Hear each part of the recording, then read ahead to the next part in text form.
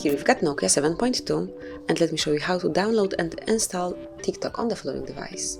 So at first you have to open your Play Store, and in my case it is located right here. Now in the search tab just enter TikTok name, click on it, and now tap on install. Of course it will be downloaded and installed automatically, you just have to wait. Here you can observe the progress, and obviously meanwhile you can use your device in a normal way, so you can switch off your Play Store, then search the browser, watch some movie, call your friends, grab a photo. But then if you will open Play Store again, as you can see, it is already done, so you just can detect the progress. Just give it a couple of seconds.